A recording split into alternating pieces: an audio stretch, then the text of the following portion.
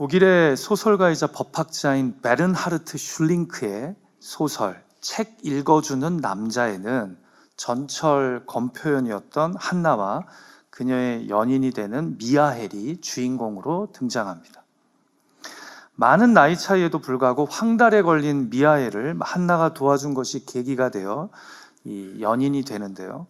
웬일인지 만나면 늘 한나는 미하엘에게 책을 읽어달라고 합니다. 그래서 미하엘은 한나에게 여러 책을 읽어주고 한나는 책을 들으면서 공감하기도 하고 또 분노하기도 하면서 책의 내용에 집중합니다. 그런데 어느 날 갑자기 한나가요, 아무 말 없이 미하엘 곁을 떠납니다. 그로부터 8년 후에 법대생이 된 미하엘은 친구들과 함께 2차 세계대전 전범 재판에 참관했다가 아우슈비츠 수용소에서 친위대 교도관으로 일을 한 한나가 재판받는 것을 우연히 보게 됩니다. 한나는 교도관으로서 수많은 유대인들을 사지로 몰아넣은 혐의로 기소되어서 5명의 다른 교도관들과 함께 재판을 받고 있었던 겁니다. 재판 과정에서 수용소 교도관들이 기록한 문서들이 발견되고 재판이 불리해지자 같이 재판을 받던 동료들은 이 문서들은 전부 한나가 쓴 것이며 한나가 이 모든 일의 책임자라고 누명을 씌웁니다. 그녀는 자신이 작성한 게 아니라고 말하지만 재판관은 사실관계 확인을 위해 필적 감정을 요구합니다. 글씨를 써보라고요. 그런데 이때 갑자기 한나는 자신이 그 보고서를 썼다고 인정하는 증언을 합니다. 이 재판을 지켜보던 미하엘은요, 그 순간 한나가 연애 중 자신에게 책을 읽어달라고 한 것과 이해가지 않았던 여러 기억들을 떠올리면서 한나가 문맹자였음을 알아차립니다. 사실 문맹임을 알리고 싶지 않았던 한나가 이 보고서는 자신이 쓴 것이라고 거짓말한 겁니다. 자신이 문맹임을 증명하면 동료들의 누명에서 벗어날 수 있음에도 그녀는 오히려 종신형을 선택합니다. 자신이 문맹이라는 수치를 드러내는 것보다 차라리 중형을 받기로 결정한 겁니다. 재판이 다 끝난 후에 미하엘은 다시 자신의 삶으로 돌아갑니다. 그러나 한나에 대한 미안함에 그는 책을 읽어 카세트 테이프에 녹음해서요, 18년 동안 감옥에 있는 한나에게 발송합니다. 소설의 제목처럼 감옥에 갇힌 한나에게 책을 읽어주는 남자가 됩니다. 그리고 한나는 미하엘이 정성껏 보내준 카세트 테이프를 통해 글자를 익혀서 비로소 글을 읽게 됩니다. 글을 읽게 되자 그녀가 제일 먼저 한 일은 아우슈비츠 수용소와 관련된 증언들과 논문, 책과 기사를 찾아 읽는 것이었습니다. 그런데 뜻밖에도 문맹이라는 수치를 피하기 위해 전범자가 된 한나는 모범수로 석방 예정된 날 새벽에 스스로 목을 메어 자살합니다. 여러분, 소설이에요, 소설. 단지 과거의 죄 때문만이 아니라 그보다 더 깊은 나는 수치스러운 존재라는 자기인식이 그만 그녀를 삼켜버린 겁니다. 여러분, 저는 종종 한국의 정치인이나 연예인들이 자신의 부도덕한 잘못이 드러날 때 수치와 명예의 관점에만 사로잡혀서 끔찍한 선택을 하는 뉴스를 보면요, 이 죄에 대한 서구와 아시아 문화의 큰 차이를 발견하게 됩니다. 여러분, 서구 사회는요, 수치보다 죄책감이 더 강조됩니다. 그래서 무슨 잘못을 저질렀을 때, 그것이 드러났을 때 내가 잘못한 자신의 행동에 더 초점을 둡니다. 그런데 동북아시아나 중동 지역의 문화는 죄가 드러날 때 수치심에 더 초점을 둡니다. 그래서 남들이 나를 어떻게 보느냐는 존재감에 더 집중합니다. 잘못에 대한 감정이 이 개인의 책임보다 가문이나 가족의 명예와 더 연결이 됩니다. 그래서 서구 문화가 잘못을 저질렀을 때 이에 합당한 벌을 받고 배상을 요청하는 것에 더 신경을 쓴다면, 유교 문화는 숨거나 스스로를 혐오하는 것으로 해결하려고 합니다. 그런데 우리는 오늘 본문에서 소설의 한나처럼 이 수치라는 인생의 쓰고신 레몬을 겪고 방황하는 인물을 발견하게 됩니다. 바로 사울 왕의 손자이자 요나단의 아들인 무비보셋입니다. 그가 경험한 이 수치의 레몬이 얼마나 강했는지 그는 오늘 본문에서 스스로의 삶을 이렇게 묘사합니다. 이 종이 무엇이기에 왕께서 죽은 개 같은 나를 돌아보시나이까 하니라. 망한 왕가의 후손이자 이제는 백성들의 조롱과 비난의 대상이 된 스스로를 뭐라고 묘사합니까? 그냥 개와 같다고도 하지 않고 죽은 개와 같다라고 이야기합니다.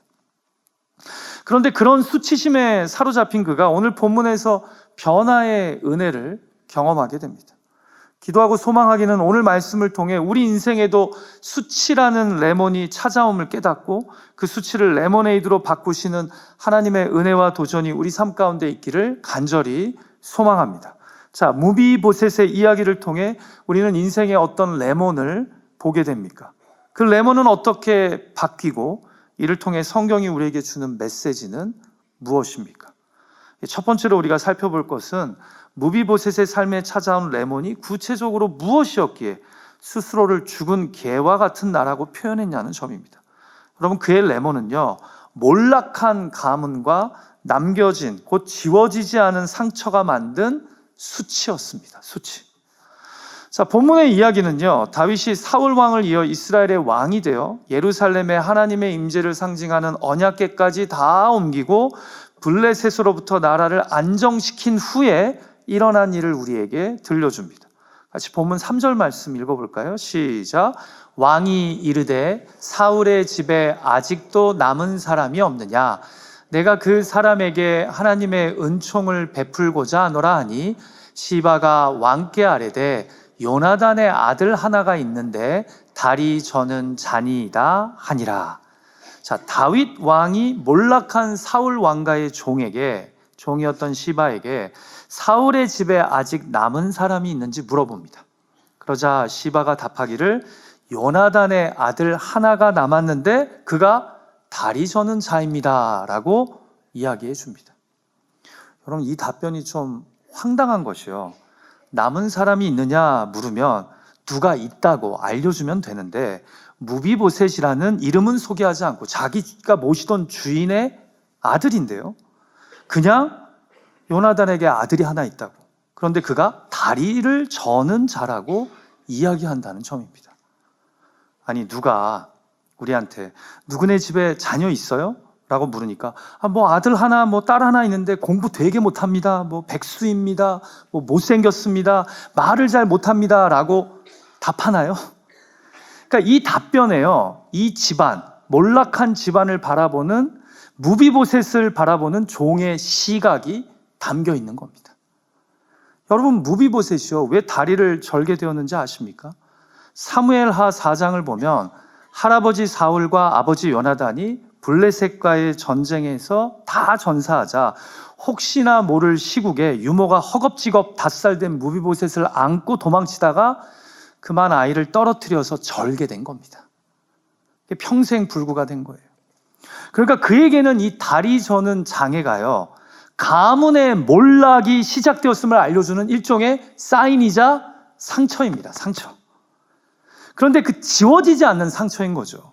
왜냐하면 그때 사고로 평생 다리를 절게 되었으니까요.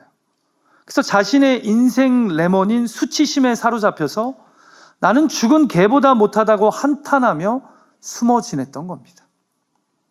사랑하는 예배자 여러분, 제가 목회를 하면서 경험하는 것이요, 우리 중에 뜻밖에도 이 수치라는 인생의 레몬에 깊이 사로잡혀서 살아가는 분들이 많다는 겁니다.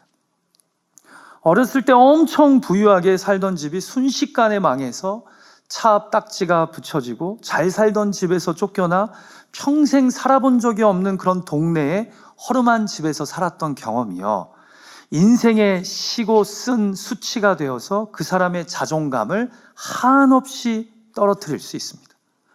그래서 사람을 봐도 제대로 쳐다보지도 못하고 겉으로는 잘 드러내지 않지만 스스로의 마음을 감추면서 사람들과 편하게 교제하기를 불편해하고 꺼려하는 분들이 있습니다. 남들은 전혀 모르는데 스스로가 마치 사람들이 나의 문제를, 치부를 다 알고 있는 것처럼 상상하며 사람들 만나기를 꺼려하는 분들이 있다니까요. 내가 어렸을 때 잘못한 것, 그 잘못에 대한 부모님의 찌르는 말과 평가, 내가 선택한 바보 같은 행동으로 인해 가족과 주변 사람들을 부끄럽게 만들었다는 수치심이 평생의 짐이 되는 사람들이 의외로 많다라는 겁니다. 그럼 제가 목회 상담 중에 이런 이야기를 나눴던 기억이 납니다. 한 청년이 늦게까지 대학 도서관에서 취업 공부를 하고 집에 오다가 버스에서 술 취한 사람에게 성추행을 당했는데요. 놀란 가슴을 가라앉히고 집에 와서 엄마에게 이런 일이 있었다고 조심히 이야기를 하니까 자기 어머니가 이렇게 말하더랍니다. 다 네가 옷을 단정하게 입지 않고 다녀서 이런 문제가 생긴 거라고. 그런데 그 말이 그렇게 상처가 되고 수치스러웠답니다. 어머니의 말이 딸을 수치스럽게 만든 거죠. 그때부터 자기가 치마는 안 입고 여름에 아무리 더워도 긴 팔, 긴 바지만 입는답니다. 이것이 다 수치라는 이 인생의 레몬이 우리를 좌우로 흔드는 힘인 겁니다. 힘. 그래서 아무도 모르는 그 오래된 창피한 일을 혹시 누군가가 알지 않을까 두려워하고 불안해하며 숨어 지냅니다.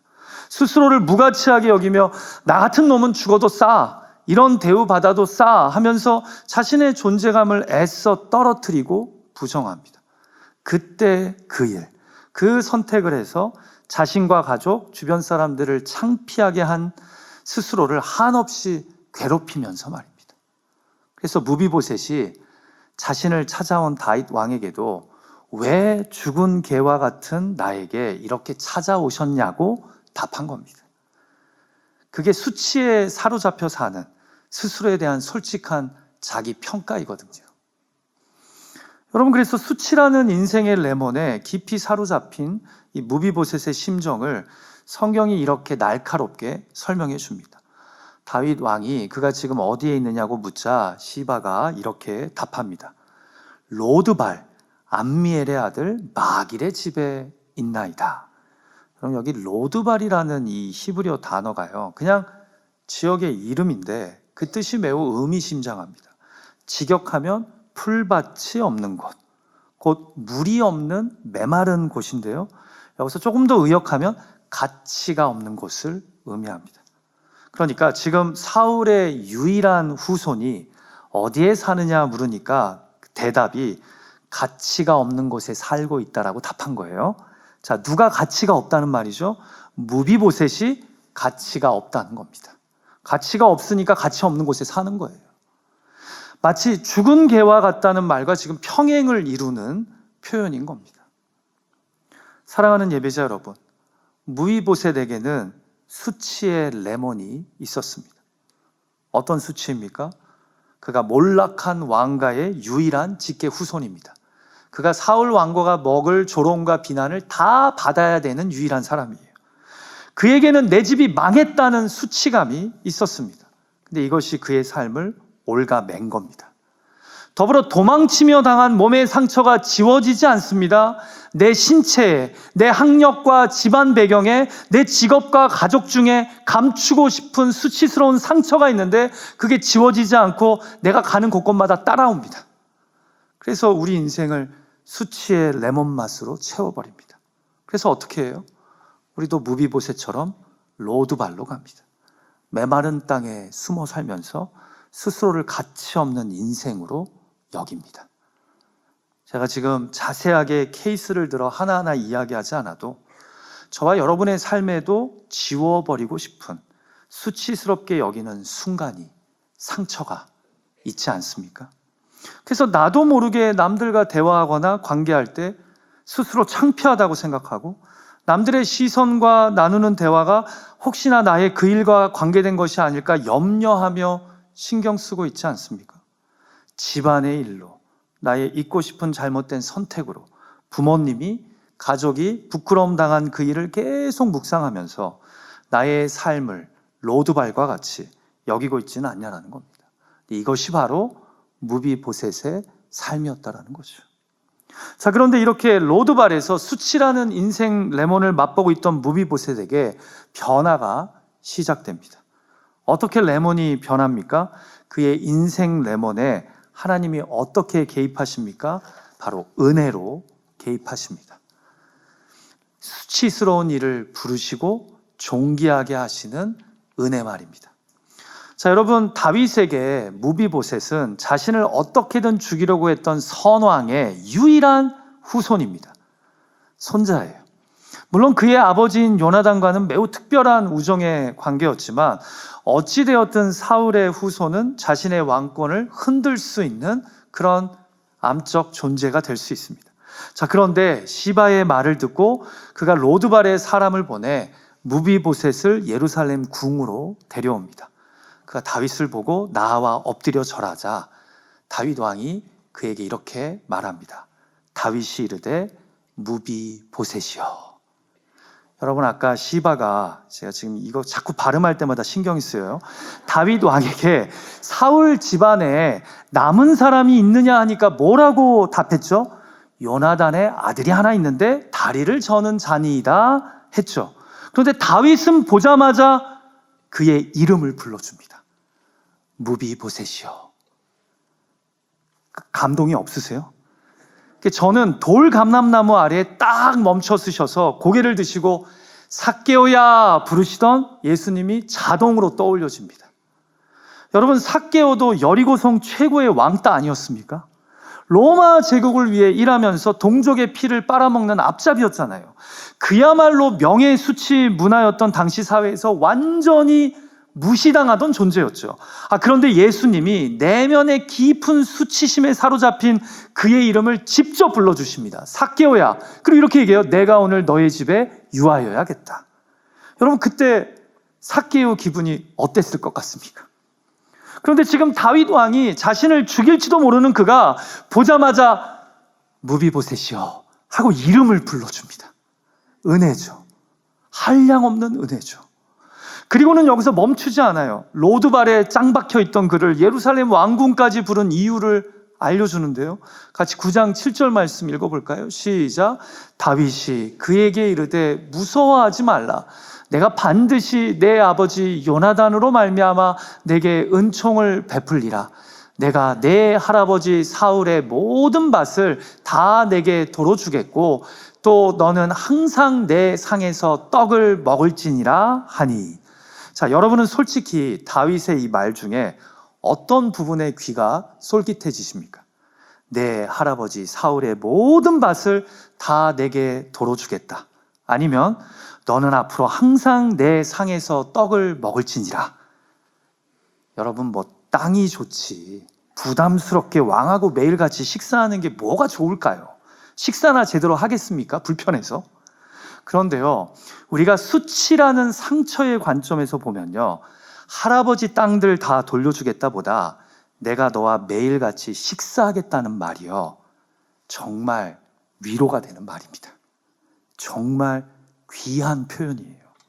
수치심에 사로잡혀 평생 숨어 지내던, 무가치하게 여기며 로드발에서 살던 무비보셋에게 다윗 왕이 은총을 베풉니다. 내가 앞으로 매일 너랑 같이 식사하겠다. 제가 너무 감수성이 예민한가요? 아니에요. 본문도 사실은 여기에 강한 의미를 부여하고 있습니다.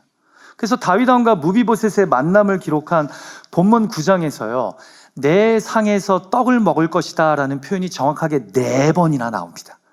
2번은 너는 항상 내 테이블에서 같이 식사할 것이라는 약속의 말씀이 7절과 10절에서 등장하고요.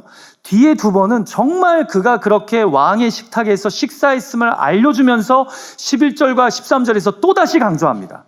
그러니까 본문에서 사무엘하의 기자가 볼 때 정말 중요한 것은요, 땅이 아니에요. 은혜로 그가 매일 왕과 같이 식사했다는 겁니다. 여러분, 당시 문화에서 내가 왕과 같이 식사한다는 것은요, 왕이 그를 존귀하게 여긴다는 겁니다. 왕의 친구로 왕과 같이 존귀한 자로 대우받는 거예요. 우리가 요즘 새벽 기도회 때 에스더서를 묵상하고 있잖아요. 어제 본문에서도 하만이 집에 와서 친구들 다 불러 모아서 자랑하지 않습니까? 내가 오늘 왕과 같이 식사에 초대됐는데 초대된 건 나밖에 없었다. 나는 내일도 초대받았다. 왜요? 왕이 식사를 같이 하는 자로 불렀다는 것은 그만큼 나를 존귀하게, 영광스럽게 여긴다라는 겁니다. 내가 왕만큼 영광스럽고 존귀한 자라는 거죠. 그러니 로드발에 있었던 무비보셋에게 앞으로 매일 네가 나와 함께 식사할 수 있다 라는 말이 얼마나 위로가 되고 힘이 되는 말이었겠습니까? 그래서 그가 8절에서 왕의 이 말을 듣고 이렇게 반응한 거예요. 그가 절하여 이르되 이 종이 무엇이기에 왕께서 죽은 개 같은 나를 돌아보시나이까 하니라. 무비보셋은 매일 같이 식사하는 것을 부끄러운 나, 수치스러워 무가치하게 여기는 자신을 왕이 존귀하게 여겨주는 은혜로 알았던 겁니다. 그런데 여러분, 4번이나 내 상에서 같이 떡을 먹을 것이다 말하는 본문에서 이에 못지않게 강조되는 단어가 하나 더 있습니다. 바로 은총입니다. 은총. 1절, 3절 그리고 7절에서 3번 연달아 등장하는데요. 다 같이 7절 말씀 읽어볼까요? 시작. 다윗이 그에게 이르되 무서워하지 말라. 내가 반드시 내 아버지 요나단으로 말미암아 내게 은총을 베풀리라. 왜 다윗 왕이 이런 은혜를 무비보셋에게 베푼 겁니까? 아버지 요나단 때문이라는데 더 정확하게 얘기하자면 그와 맺은 언약, 약속 때문입니다. 사무엘상 20장에서 요나단이 아버지 사울의 광기 어린 모습에 친구 다윗이 위험함을 알려주며 그와 맺었던 언약 말입니다. 요나단이 다윗에게 이렇게 부탁했어요. 너의 인자함을 우리 집에서 영원히 끊지 말아달라고요. 그러니까 여러분, 요나단은 알았던 것 같아요. 하나님이 우리 아버지의 때는 끝났고 이제 다윗을 왕으로 삼을 것이다. 근데 다윗이여, 부디 당신이 왕이 됐을 때 그 인자함을, 우리 집안을 향한 그 인자함을 끊지 말아달라고 약속하면서 서로 언약을 맺었단 말이에요. 그 언약으로 말미암아 다윗이 요나단의 아들인 무비보셋에게 은혜를 베푼 겁니다. 사랑하는 예배자 여러분, 저는 이 말씀에서 우리를 향한 하나님의 음성을 듣게 됩니다. 여러분, 수치스러운 우리 삶에 하나님이 찾아와 그 이름을 친히 부르시고 우리를 존귀하게 대하십니다. 그런데 이렇게 하시는 이유가요, 하나님이 예수 그리스도의 십자가를 통해 우리와 맺은 언약 때문입니다. 십자가를 믿는 이들을 감히 하나님의 자녀 삼아 주셨습니다. 그리고 그 언약을 기억하시고 때때로 수치와 부끄러움으로 점철된 우리 삶에 찾아와 우리를 존귀하게 여기십니다. 잘 들어보세요, 여러분. 수치는 우리의 이야기이지만 은혜는 하나님의 이야기라는 겁니다. 수치 때문에 숨었던 무비보셋이 왕의 은혜로 그의 상에 앉는 자가 된 것처럼 죄와 수치로 점철된 우리 삶에 하나님이 은혜로 예수 그리스도를 보내주셔서 우리로 하늘의 상에 앉는 존귀한 당신의 자녀 삼아 주셨다라는 겁니다. 자, 그런데 압니다. 우리가 믿음의 길을 걸어가면서 또다시 수치스럽고 부끄러운 상황에 처할 때가 찾아오죠. 그게 자녀 때문이든 사업 때문이든 관계 때문이든. 그런데 그때마다 하나님은 예수 그리스도의 십자가를 통해 우리와 맺은 언약을 기억하실까요? 안 하실까요? 기억하십니다. 다윗이 요나단과 맺은 언약을 기억했던 것처럼 말입니다. 그래서 이 십자가 사랑을 통해 우리에게 변함없는 은혜를 베푸십니다. 어떻게 해요? 로드발에 있는 우리에게 찾아와 나의 이름을 불러주십니다. 그럼에도 불구하고 너는 내 것이라고, 다른 사람들이 뭐라고 해도 너는 나의 존귀한 자녀라고 십자가를 통해 확신시켜 주시며 세워주십니다. 그 은혜로 무비보셋의 삶에 빛이 비춘 것처럼 우리 삶에도 빛이 비춰지는 줄 믿습니다. 그래서 우리는 무엇을 바라봐야 합니까? 십자가 언약을 기억해야 합니다. 그 십자가가 우리에게 비추는 은혜를 의심해서는 안 됩니다. 부디 수치라는 우리 인생의 레몬이 십자가 언약을 기억하시는 하나님의 은혜로 말미암아 새로워질 수 있음을 기억하는 그런 저와 여러분이 되기를 주님의 이름으로 축복합니다. 우리 옆에 있는 분에게 한번 이렇게 고백했으면 좋겠어요. 십자가 언약을 기억하십시오. 시작. 십자가 언약을 기억하십시오. 자, 이제 마지막으로 무비보셋의 레몬을 통해 하나님이 우리 개개인에게 주시는 레모네이드, 곧 레슨들, 메시지들을 좀 정리해 볼까요? 바로 수치는 사라지는 것이 아니라 덮어지고 수치는 존귀하게 여겨주시는 칭의로 회복된다는 겁니다. 이게 이 무비보셋의 삶이 알려주는 겁니다. 여러분, 항상 성경 이야기의 핵심 메시지는요, 결론 부분에서 두드러지게 나타나게 되어 있어요. 오늘 우리가 묵상한 사무엘하 9장 말씀도 사실 이 이야기의 마지막인 13절에서 어떻게 마무리가 되는지를 보면 이 핵심 메시지를 쉽게 발견할 수 있게 됩니다. 같이 우리가 13절 말씀 읽어볼까요? 시작. 무비보셋이 항상 왕의 상에서 먹음으로 예루살렘에 사니라.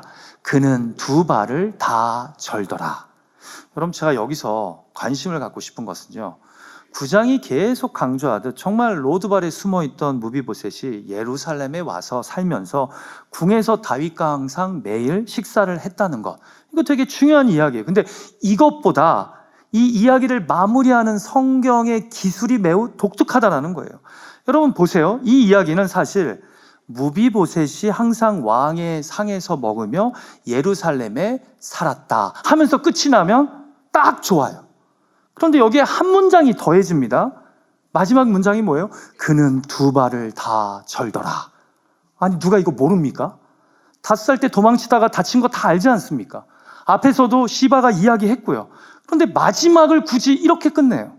히브리어 성경도 똑같이 이렇게 끝나요. 맨 마지막에 근데 그는 두 다리를 여전히 절었다 하면서 끝이 난단 말이에요.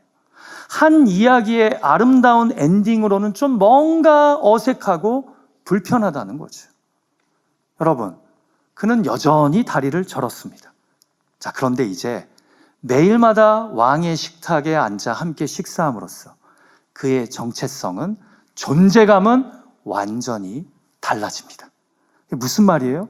수치는요, 지워지는 것이 아니라 은혜에 덮이는 겁니다.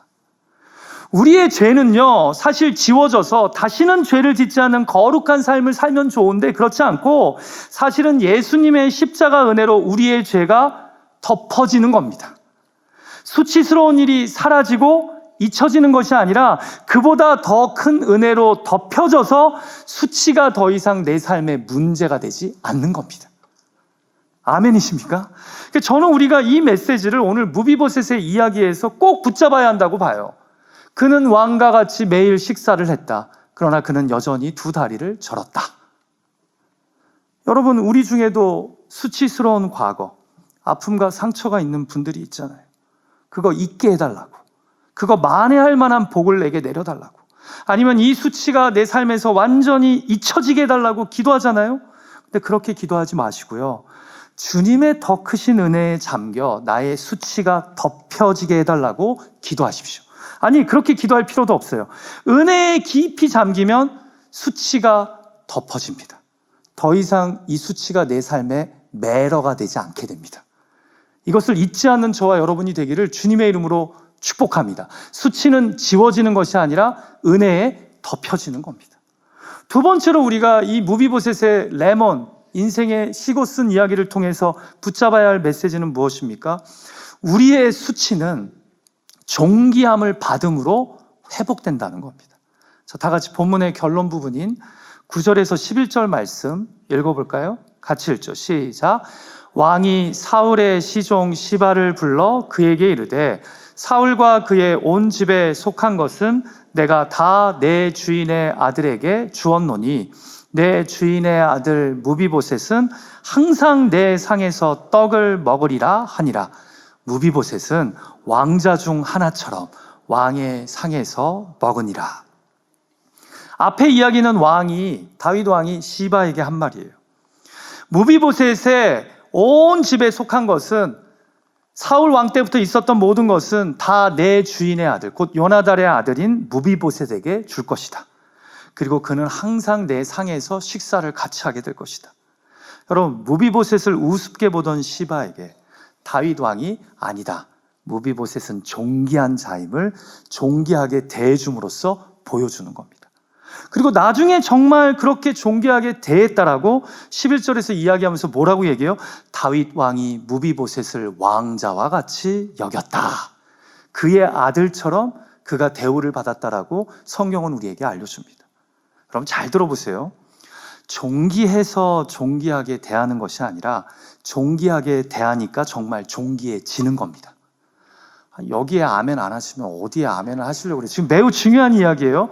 무비보셋이 수치가 없는 존귀한 사람이어서 존귀하게 대한 것이 아니라 존귀하게 대해주니까 그가 정말 수치를 벗어나 존귀해졌다라니까요. 지금 그 이야기를 성경이 우리에게 알려주고 있는 거예요. 여러분, 저는 이것이요, 로마서 3장이 말씀하는 칭의와 매우 유사하다고 생각해요. 로마서 3장에서 예수의 십자가 대속의 은혜를 믿는 자를 하나님이 의롭다 칭해줬다라고 얘기해요. 여러분, 의로워서 의롭다고 얘기해 준 게 아니라 의롭지 않는 자가 예수의 십자가 대속을 믿으면 죄사함을 받고 너는 이제 하나님께 의롭다함을 입은 자다라고 선언이 된다라는 거예요. 그렇게 하나님이 믿음으로 우리를 선언해 주니까 우리가 진짜 의로워진다라는 거예요. 여러분, 수치의 그 상처에서 우리가 어떻게 벗어날 수 있을 것 같아요?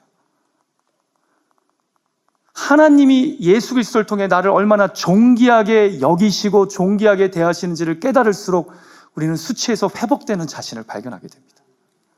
그 수치스러운 일 아무도 모르게 해줘, 모든 사람들의 기억에서 잊혀졌으면 좋겠어 해서 그 수치가 없어지는 게 아니에요.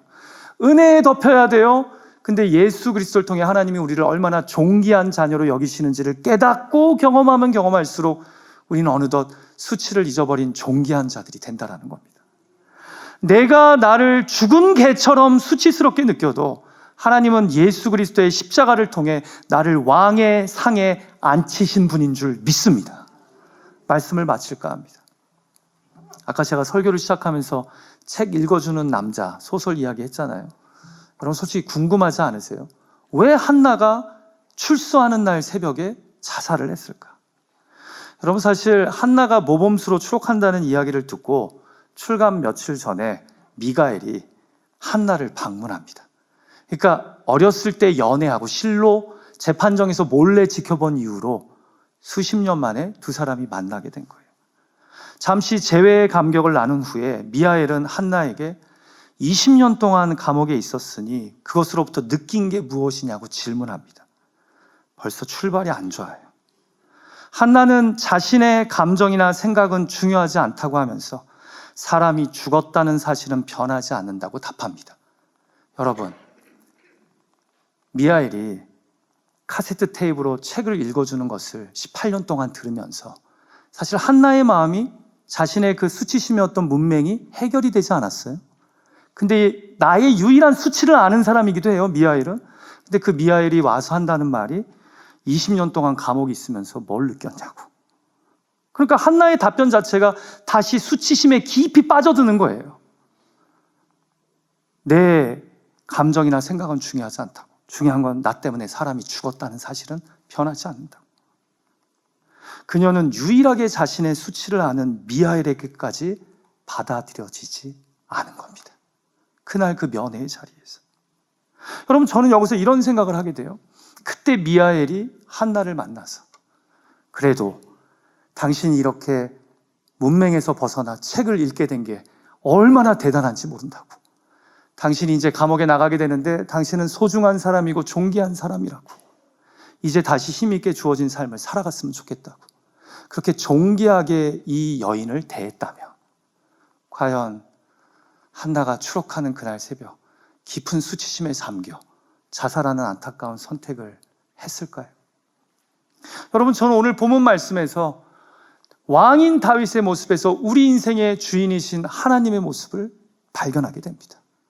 여러분, 우리 삶에도 수치심과 상처, 부끄러운 일들이 있어요. 근데 그럴 때마다 하나님은 십자가 언약을 기억하시고 우리의 로드발의 삶에 찾아와 이름을 부르시고 그리고 우리를 존귀하게 대해 주십니다. 아니, 십자가로 우리가 얼마나 소중한 존재인지 이미 알려주십니다. 그래서 여러분, 수치는 사라지는 것이 아니라 덮여지는 겁니다. 수치는 존귀하게 대해 줌으로 회복되는 겁니다. 이 예수 그리스도의 십자가 은혜를 기억하고 그렇게 주어진 믿음의 길을 살아가는 우리들, 또 우리 또한 부끄러움과 수치 속에 있는 자를 존귀하게 대해주는 하나님의 자녀들이 되시기를 주님의 이름으로 축복합니다. 같이 기도하죠.